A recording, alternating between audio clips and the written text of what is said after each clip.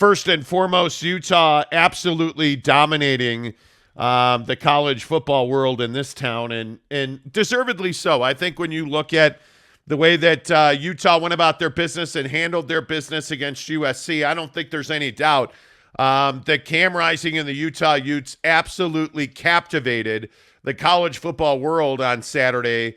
What a finish that was. What a performance by Cam Rising. Watching the second half of that game yesterday, just going through it and watching the plays and watching the heart with which Cam Rising played with in that second half. I don't know how you don't put this guy amongst the best quarterbacks in college football. And this is not one of those things where, they beat USC. It's time to start bloviating. I feel like Cam Rising probably has gone under the radar far too long. Is this that signature moment for Cam Rising, Jake? Yeah, I mean, I think that, the clutch gene for those of us who watch Utah and have watched Utah in Cam's time, we know that Cam Rising is a really clutch player and somebody who has never been awestruck by the big moment, understands what needs to happen for them to win a football game in the second half when they're behind, understands when to run to get into the end zone effectively, and also when not to run, which I also think is a really important thing for quarterbacks at the pro level or at the college level. Knowing when not to run and when to distribute, and then knowing when to run is a huge thing. And I think that Cam just gets it. And I think that, we last year with the Rose Bowl appearance and how all that ended for him with the injury and having to leave that game. And then I see a game like this game against USC, and I am on the bandwagon that says, I look back to the Rose Bowl. If Cam had played, they probably win that game. I really do believe that. And I look at this game and I say USC's a hell of a football team. It was obviously a huge challenge. And frankly, I think, what the Utes have 15th in the country, I think it is. To me, that to me is still disrespectful to this program. I think that you beat what everyone was saying was a national championship contender in USC, and still is. I mean, obviously, just because you lose one game doesn't take you out of that conversation, but just the way that game went down, and obviously Dalton Kincaid having a huge night, and obviously losing Tavion in the middle of this game didn't help your chances. So I do think it was a signature win, and I think it's precisely what this program needed to sort of launch them into the second half of their schedule. Yeah, I think that Cam Rising doesn't get nearly enough credit. That's what I think, and I think absolutely Dalton Kincaid had the game of his life. I mean, there's no doubt about that. But what Cam Rising did, that 2-point conversion, the gutty throws, the accuracy, the athleticism, I can't say enough about the performance of Cam Rising. And again, I think Utah as a brand will always fly under the radar. I don't think anybody's surprised by that. I don't think that's shocking news. I don't think that's new. And I think you're going to hear from Kyle Whittingham in a minute talking about NIL. But you know what? I think part of this is that Utah's not a place you go if you're a 5-star recruit. Utah's not a place that you're going to go. If you're a 100-star recruit, that's not a place you're going to go. But what Utah has done is they take, 3-star recruits and they make them, top performers. And I think when you look at the wins that we've seen out of Utah, I think those are some of the biggest wins. Nobody knew who Cam Rising was. Arguably there's a large swath of the college football world who still doesn't know who Cam Rising is. Yeah. But when you beat USC again and the place goes crazy and the fans are on the field and you're wearing those helmets, honoring those guys, it just was a night that was predetermined. It was destiny. It was the manifestation of a lot of hopes and dreams right before our eyes. I just think it's one of the great moments in recent Utah history. Yeah, and it feels like, several games last year were like this program, and I don't know whether, we should attribute this to Kyle Whittingham or if it is that Cam Rising is just special in this way as a quarterback with his ability to lead this team and make the plays that he makes. But to me, this offensive group specifically if I knew the answer, we would have. Whoa, my bad. Just has this ability to get it done. That's the best way that I can say it.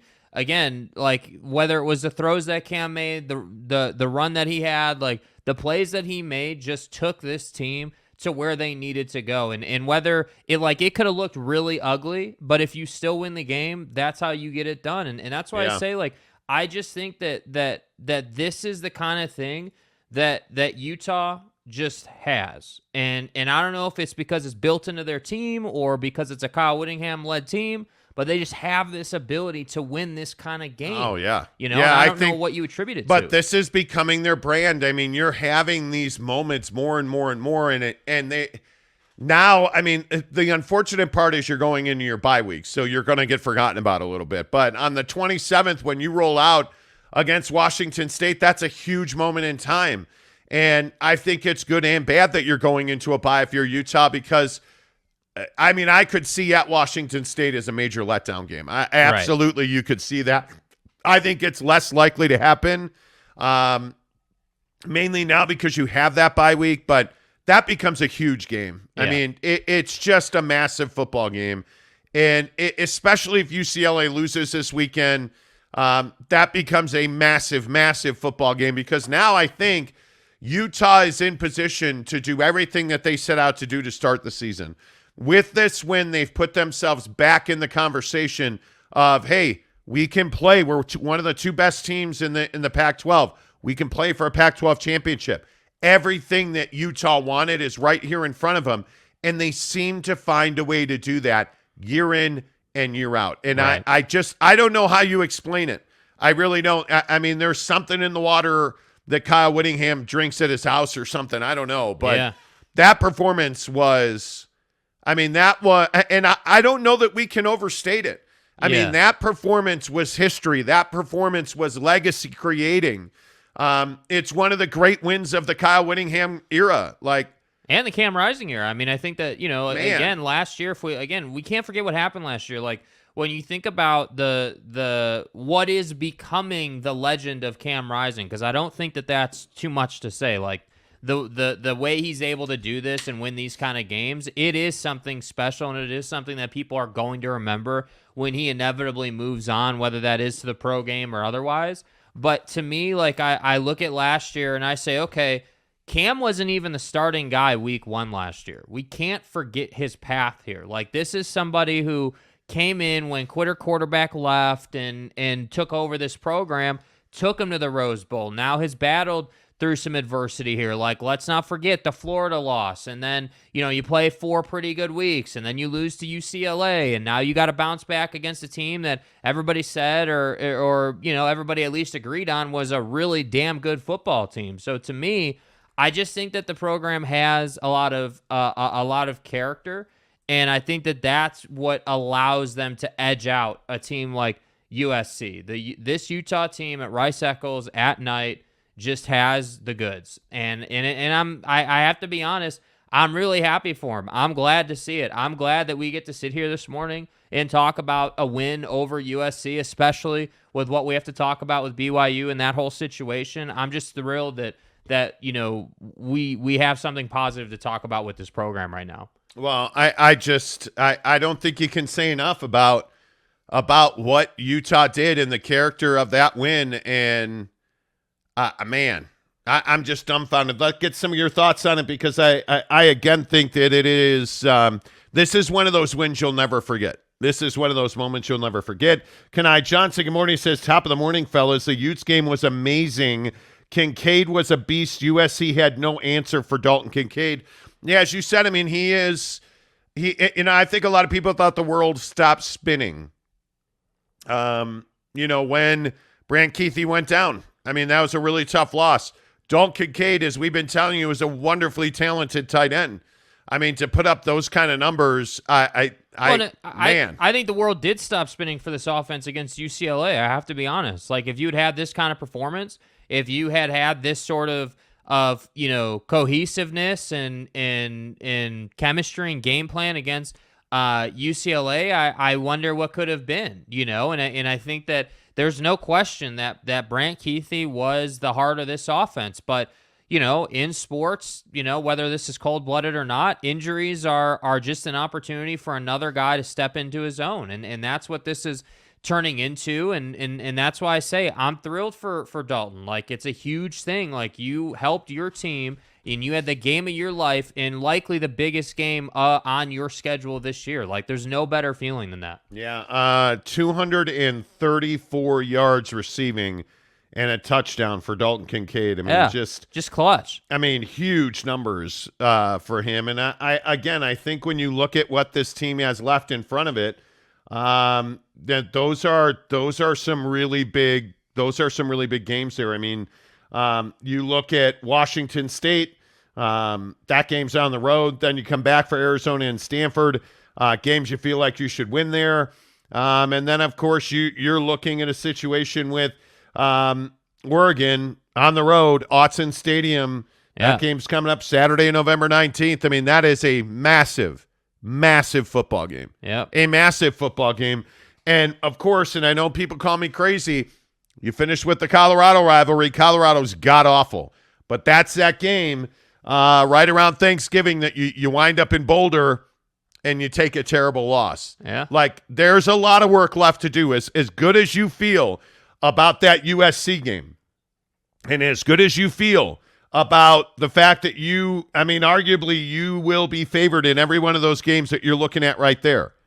And as you should be, as good as you feel about that, your work is not done.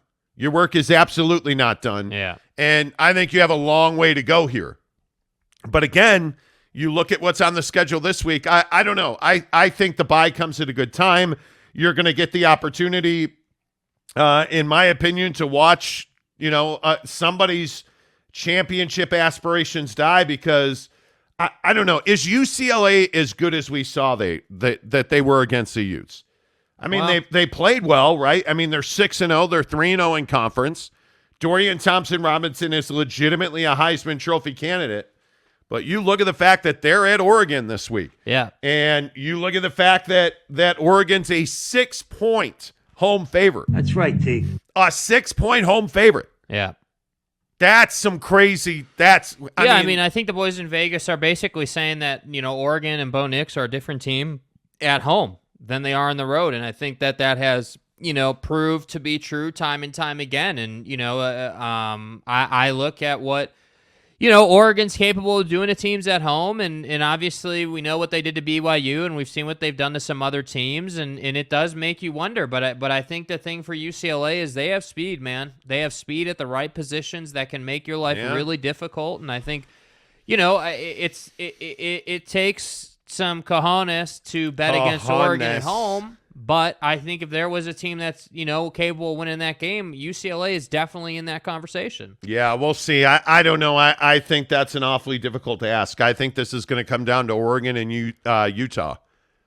That's what this is going to come down to. In late November, Oregon and Utah at Autzen is going to be one of the biggest games of the year. Well, and I don't think you could ask for a better ending to a Pac-12 season in a sense. I mean, I know, obviously there's another week, and but as far as big games and games of consequence and what you as a football fan are looking for, I think, Utah going on the road to Autzen, likely playing for the Pac-12 championship in one way or another, you can't really ask for much better than that. And I think that what's really interesting is that winning this SC game really just allows you to play a game of consequence in Oregon and Autzen instead of, being like, all right, yeah, this is just a consolation game, so that's what is really cool. Yeah, we'll see. I don't know. Bo Nix is playing great football, and they're both coming off of a bye. It's a huge game for the Utes. It is a huge game for the Utes. If you look at what's on the line there, I think you absolutely have to have – I think you want Oregon to win that game. You need UCLA to lose. I think you want Oregon to win that game, because then you go to Autzen Stadium with everything in front of you there.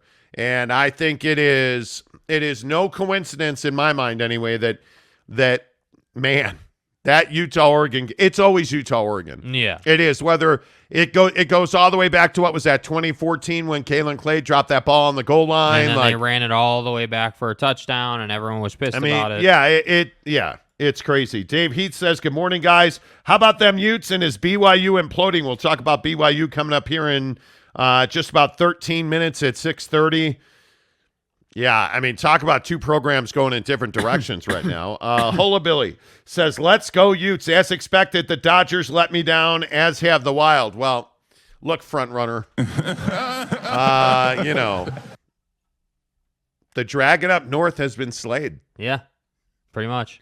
I don't hate the Dodgers. I just hope they never win another game. Well, I think they're coming to the end of their cycle of favor with sports fans. Like they were favored and they were in favor with sports fans because of the garbage can Astros thing, and so we all hated the Astros, and we all jumped on the Dave Roberts, Justin Turner Dodgers bandwagon.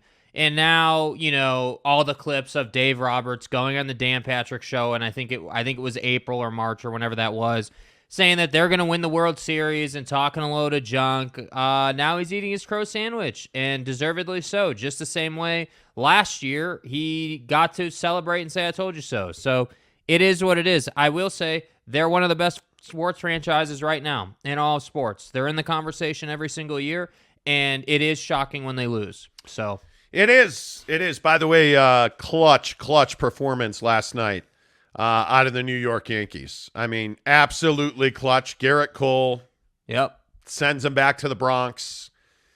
Game 5 tonight against the Cleveland Indians. I mean, you got to like the Indians bullpen. The Guardians. I can't get it right. I can't. I've talked about this on the show before. The Guardians is just not. That's not a name that I can get on. I don't know how to. Well, and I've kind of gotten over the old name for the Washington football team. Like, I've gotten over that. Commanders is fine. I cannot get over Guardians Indians. I cannot. Mm-hmm. It is just, it's incredibly difficult. I don't know why. But the Guardians blew an opportunity to close out the Yankees. Garrett Cole was amazing. It'll be interesting to see how that plays out tonight. Yeah. I mean, I think you have to give the nod to the Guardians. Based on the bullpen situations, but we'll see. Enough baseball because you guys are probably pissed we're talking anyway. Huey Reed says, good to see Utah win a tough battle. Also good to see you guys this morning. Huey, good to see you as well. Mike Chase, how the heck are you? Yes, the trip to Boise was good. Good, not great. Good, not great. Obviously, it would have been nice to see the Grizzlies get a win. Yeah.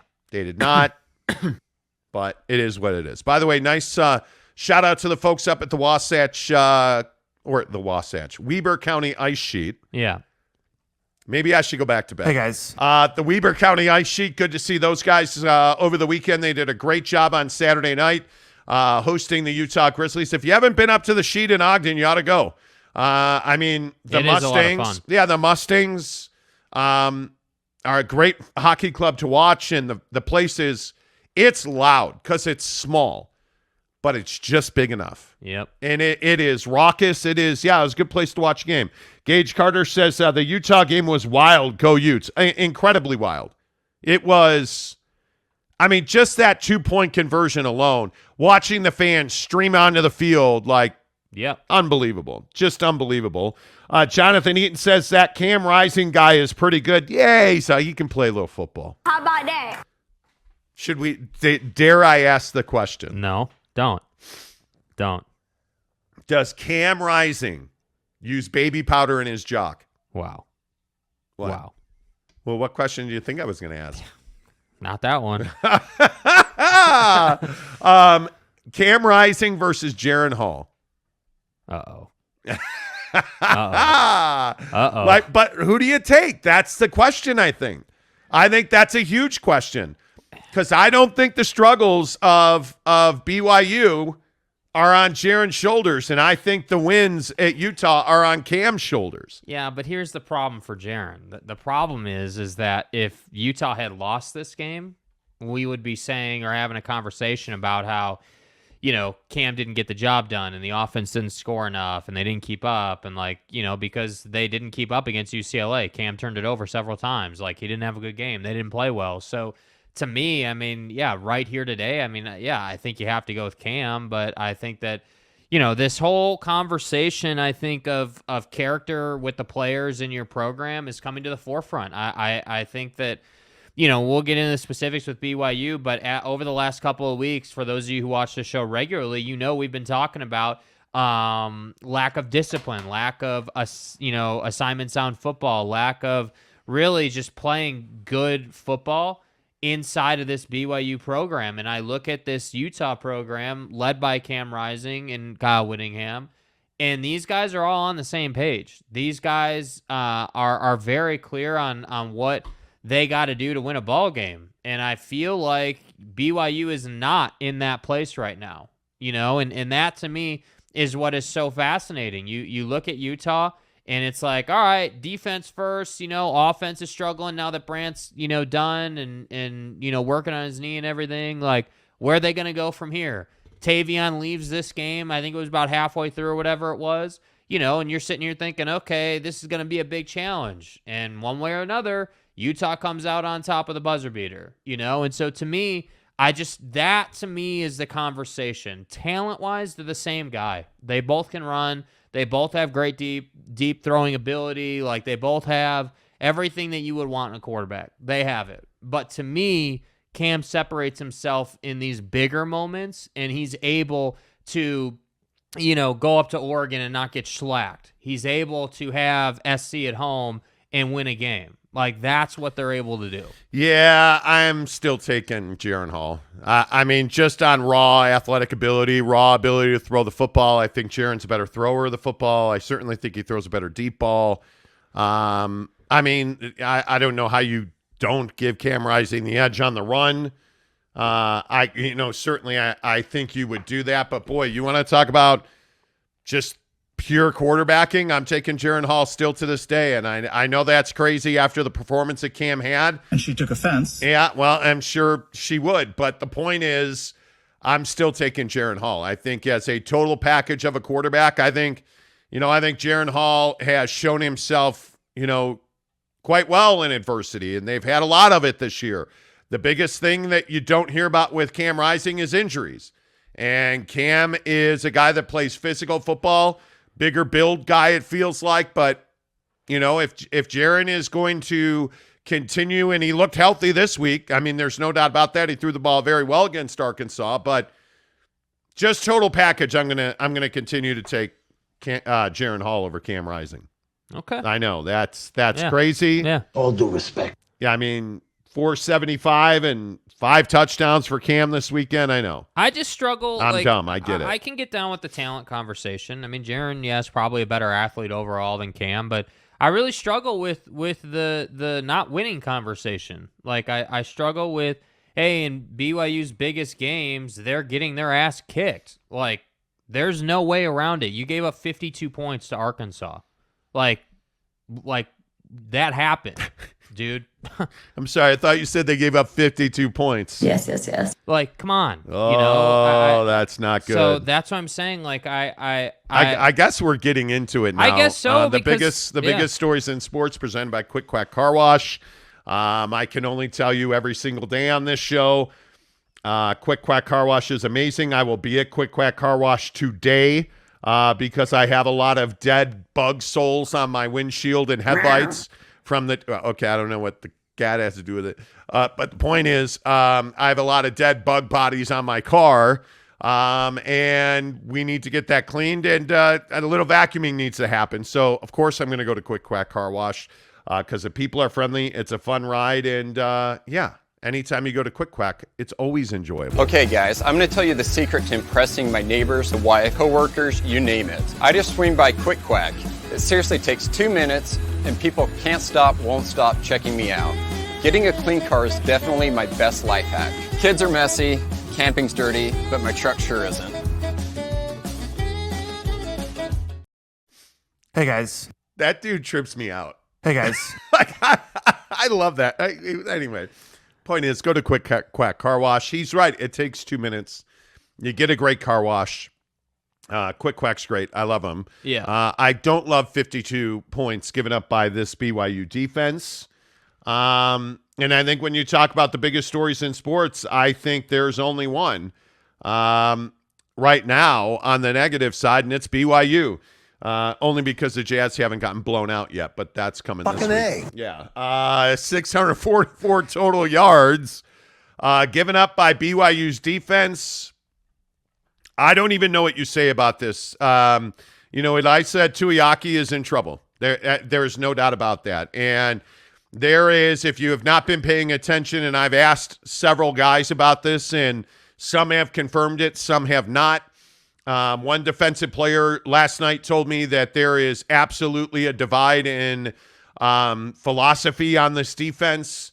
I can tell you the players know that they have to perform better. Again, I was told by a BYU defensive player last night that they recognize that this is about 80% their fault. And they feel like that they have missed tons of opportunities, pointing directly to a sack that should have happened to get off the field on third down. And I think that is singularly the biggest issue that this BYU defense is facing. It vexes me. Play calling on third down and defensive execution by the player in the moment on third down is absolutely crippling this BYU football team. Not this BYU defense. The entire football team is living and dying on the inability of BYU's defenders to tackle, to be in the right place, to be assignment sound. And what that means is, hey, I have A-gap responsibility and I'm chilling in the C-gap. I have to set this edge and make sure I don't give up the corner. I don't let this guy turn the corner, but I'm going to twist into the B-gap. It's assignment sound football that's hurting BYU right now and the lack thereof. It is missed tackles, missed sacks, trying to arm tackle guys instead of form tackle guys, driving through somebody's waistline. Like, that's not happening. And we can talk about injuries, but injuries are not an excuse. This is not Mountain West football anymore. You're preparing to take a huge step into the Big 12, and right now, the other thing you just got to call out here is you're just not talented enough. I think we've seen it the last 2 weeks, and if you go back to what we talked about before the Notre Dame game, what did I tell you? The biggest concern I have about beating Notre Dame and Arkansas is you don't have the caliber of athlete that Notre Dame and Arkansas have. And I think for 2 weeks in a row, we've seen BYU get out-athleted on the football field by football teams that frankly just have better players. Yeah. And yet they still were in position to win both of those games. Now, is that coaching or is that athlete? That's a problem with the athlete, because you look at the way that BYU did not perform against Arkansas. It's an embarrassing defensive performance. Is some of this on Elisa Tuiaki, the defensive coordinator of BYU? Absolutely. The play calling's dreadful. I thought one of the most shocking things that we saw from Kalani Sitake in the postgame, he's admitted now that over the last several years, he's taken over play calling from time to time. I could be wrong. I think that's the first time we've heard him say that. Right. That he's straight up taken over play calling in the last couple of years. And while he's not currently calling plays, he said that was absolutely a possibility. Right. Well, I can tell you right now, players expect him to take over the defense.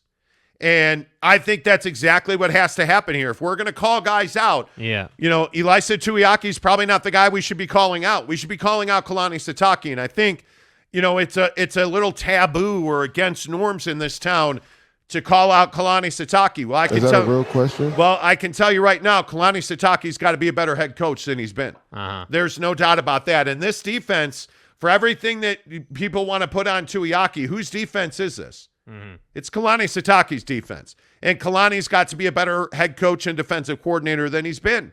It's that simple. And, all of this talk about nepotism and friendship and favoritism, and what does all of that really mean? No, it means nothing. We can talk about people who retweeted tweets that were retweeted. All right, cool. Congratulations. Those retweeters aren't making tackles. They're not. And the thing that you have to understand here is if this program's going to eat itself from the inside out, you're not going to win football games as nobody's getting to where they want to get to. Right. The bottom line here is Kalani Sitake has let this football team down by not taking control of the defense and not being more of a heavy-handed coach on defense. Not being a play caller from Kalani Sitake is a failure in leadership by Kalani. And I don't think he would even disagree with me on that. He is a guy that is all about accountability, and he has not held his coaching staff to account for a lot of these issues. Kalani's got to be a better head coach. But I think come this offseason, if we're firing Ty Detmer, how are you not firing Elisa Tuiaki? Facts. With all due respect, I'm not saying to fire him now, but how are you not replacing Tuiaki in the offseason? That's right, T. I mean, I just don't think that it is an option. Friends, not friends, I don't think it's an option to keep him on the staff because I think it is, in my opinion, unfair to those players on defense who by some accounts, and again, I was specifically told by a BYU defensive player that a lot of the guys don't believe in Tuiaki anymore, that a lot of the players don't buy into the system anymore. And I think that's a huge problem. And I don't think that's singularly why you would replace Tuiaki as defensive coordinator. You would replace him because the system and the play calling have been not very good this season. You had expectations of a 10-win season, and now it's going to be almost impossible to get there. And I got news for you. Anybody that thinks this trip to Liberty is going to be a win and you can just kind of check it off the schedule as a dub is wrong. Yeah. Because Liberty is not the easiest place to go. Do you even know where Liberty is? Liberty is all the way across the country in Virginia, friends. That's a long trip. I think it's shocking that BYU is favorite. But, Jake, if they don't make changes defensively, I don't see how they win that game. Yeah, I mean, it just is what it is, and you knew that, the running game for Arkansas was going to be a problem for BYU. You knew that the running game for Notre Dame was going to be a problem for BYU, and to me, I don't even think it's because BYU doesn't have the guys to stop it. I think it's because the play call is incorrect. It is the wrong scheme. You have the wrong guys out there. You're essentially asking dime package players to play against a 235-pound running back who is shorter than them. So you're essentially saying, okay, guy who is, 6'1", 180 pounds, super athletic, super fast guy, go ahead and try and tackle dude who benches, 400 pounds and, is way stronger than you. That's not going to happen. So to me, I do think scheme is the problem here, and play calling is the problem. And ultimately,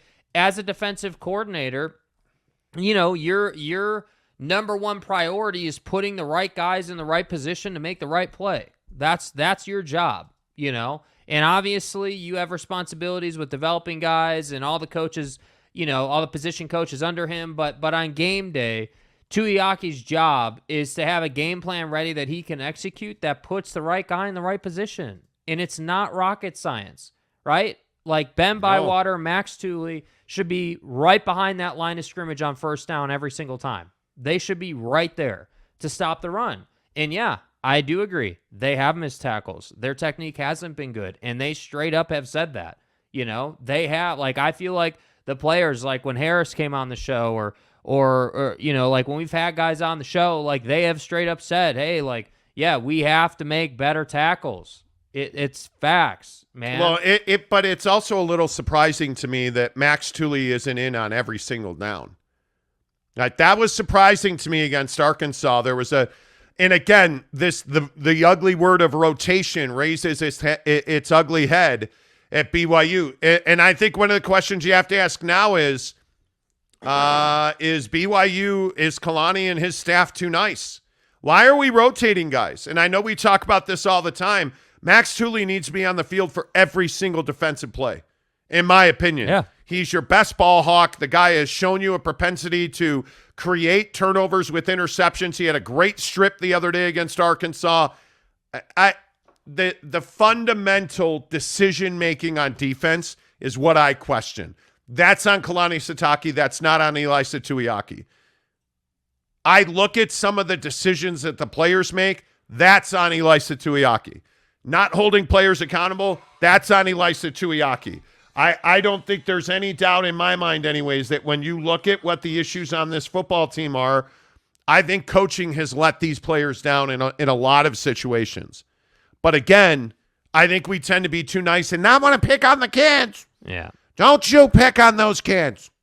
Well, the kids got to make tackles because this ain't Pop Warner anymore. Mom's not paying for your league fee. So get your facts straight. You know what I'm saying? You're on scholarship. You're getting free Built Bars. It's time to kick ass. And if you can't kick ass, maybe you should go eat like trail mix or something.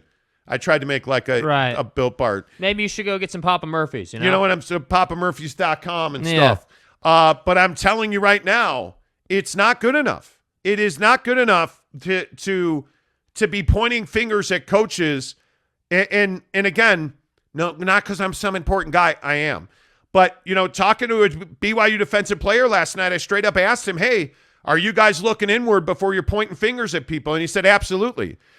So the way it was described to me is there were player circles where, guys got together and they were having real honest evaluations and real honest conversations. And, today is going to be a very difficult day at BYU. It is film study day. It is meeting day. I think today is going to be a very difficult day. And there are going to be some hard conversations. And I think this Liberty game is must win.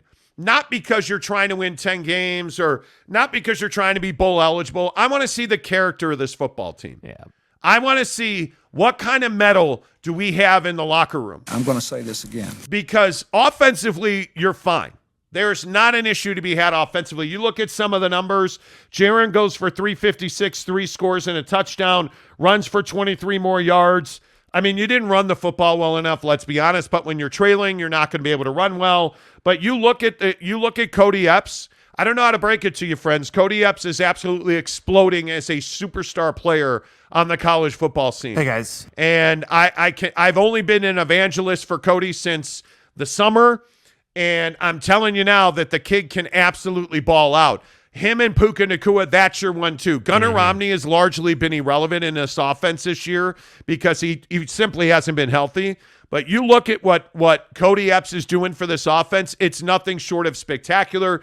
But you look at some of the other numbers here, I mean, this really comes down to Nacua, Epps, and Hill. Those are your 3 guys that have established themselves. And I know that Isaac Rex had a touchdown. Isaac Rex has been a significant underperformer this year, in my opinion. Yeah. And I look at defensively, you're seeing that there is a group of guys that make plays defensively, and then there are other guys who are just on the defense. But I look at some of these numbers. I look at Thule. Micah Harper, to me, has performed exceptionally well. Now, obviously, I say this without knowing, hey, is he where he's supposed to be when he's supposed to be there? To my eyes on tape, it looks like he is. Mm-hmm. I look at the way that Micah Harper performs. I think he played quite well. I think Gabe Giuliani has been an invaluable performer on this team when he's been around the football. But I go up and down this defensive roster without calling guys out. There are plays not being made in critical moments. Yeah. And guys like Max Thule. Max Thule's going to miss tackles because he's around the football significantly more than most people are. I look at a guy like a Ben Bywater. He's going to miss tackles because he gets more opportunities than most guys get. But when you are an underclassman on this team and you are in position in the gap to make a play and you don't make that play, you're not going to get the same number of reps or the longer leash that guys like Thule and Bywater get. Well, unless you're on BYU and they want to rotate everybody. Well, I mean, the frustrating part is I think that the lower half of this roster has not performed to the standard that we would expect. Right. And this team has become, the problems on this team are very clear. You're not talented enough, number one. I don't know if Christopher Brooks is that dude. I don't know. Right. I have no idea. Yeah, well, I think, not being talented enough can largely be handicapped by good play calling. But when you're not talented and you have bad play calling, it's going to show. It's going to show. I don't know what you do here. I just think that at some point, as we talk BYU football here on the Monty Show, presented by Barbecue Pit Stop, bbqpitstop.com. Find them at any of their 5 Utah locations, from Logan, Layton, Lehigh, St. George, and of course our good friends in Salt Lake City, Murray. You're just not talented enough. You need to recruit more. And the question is, and it's interesting because Kyle Whittingham did an interview with 247 Sports this week and talked a lot about the transfer portal. Is BYU utilizing the transfer portal enough? Mm-hmm. That's a big question. And BYU's got to find a way to use the transfer portal. They've got to find a way to build their depth, because the bottom half of this depth chart, which is what defines your football team, by the way, Max Tooley is not what makes this defense great. Right. He's not. What makes this defense not great is the bottom half of the depth chart. It's your 2s and 3s not being good enough. Because I'll put this linebacker group, whether it's Peyton Wilger, who we'll see what that injury looks like, but whether it's Wilger, Bywater, Tooley, and I think Max Tooley should be a safety in my opinion. That's just me.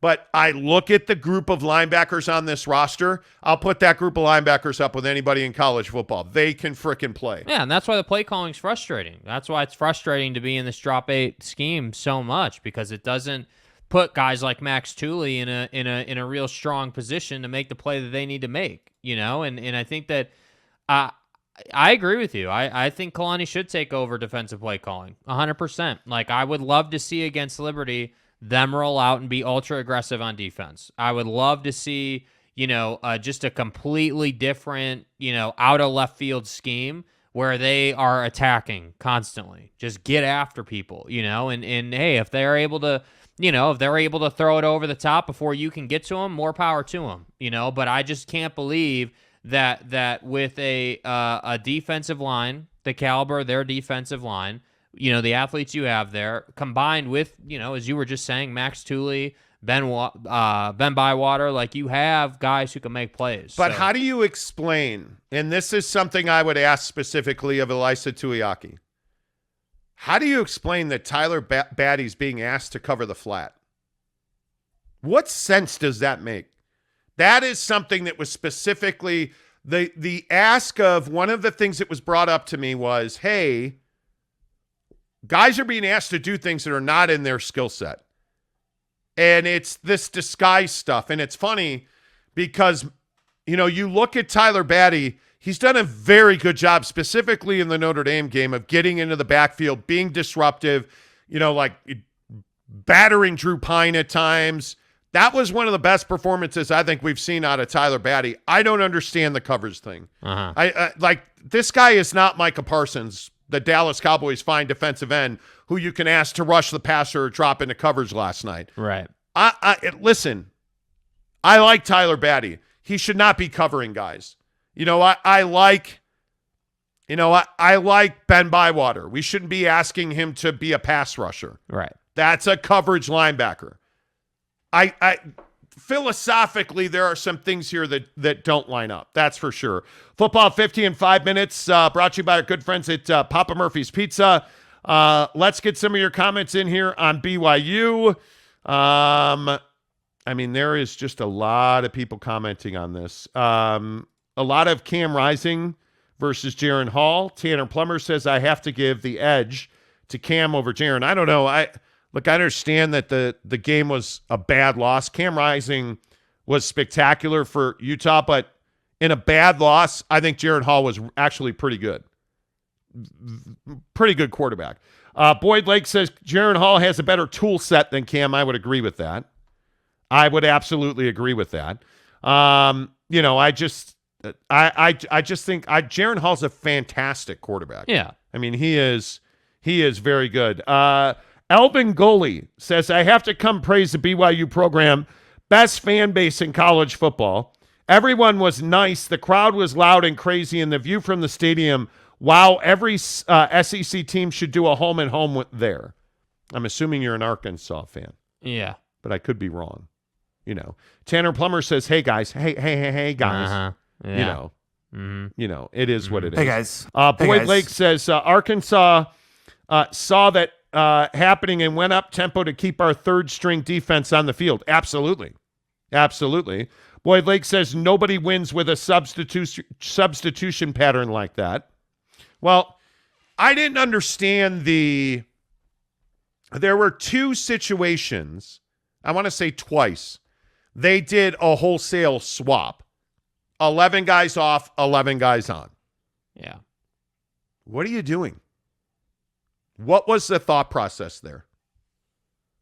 That was head-scratching to me. Yeah, I don't get it. I don't understand that it's been since week 1 where they've been rotating and working through guys, and like the story we were told in the first couple of weeks was, well, we're like with Harris, on the right side of that line. Well, we're trying to see, the 5 best guys that have chemistry on the offensive line, and what's the best solution, and how can we do this or do that. Right, that's what we were essentially gift wrapped and told was the story. Gift wrapped. But last week, what did I say? Last week I said, okay, you're halfway through your season now. This is who you're becoming. You're becoming. Well, that's true. You did say that. Rotational, slow start team. That's who you're becoming, and it's frustrating because I can't think of another football team off the top of my head that rotates their starters out as much as this team does. 11 got in. I know that you were neck deep in. I'm not even going to say it. Fucking A. Yeah. The problem is you don't rotate 11 guys. Yeah. At one time. Who does that? And it's not some cool sciencey thing. Well, look at us. We're setting trends here in Provo on BYU TV. We're not setting trends. Yeah. You don't rotate 11 guys at one time. Yeah. You don't swap 11 guys. That's your entire team. That's never going to work. So, I don't know. I think there's clearly Elisa Tuiaki is a guy that has a lot of questions to answer. I think Kalani Sitake has far more to answer. And they won't be asked. I get it. I understand it. You're not going to, as a member of the media in this town, you're not going to press. You're not going to do that. Yeah, no, that's not going to happen. You work for the church essentially if you're a major media member here. So you're not going to press BYU. I get it. Quiet. I mean, my point is, it's not.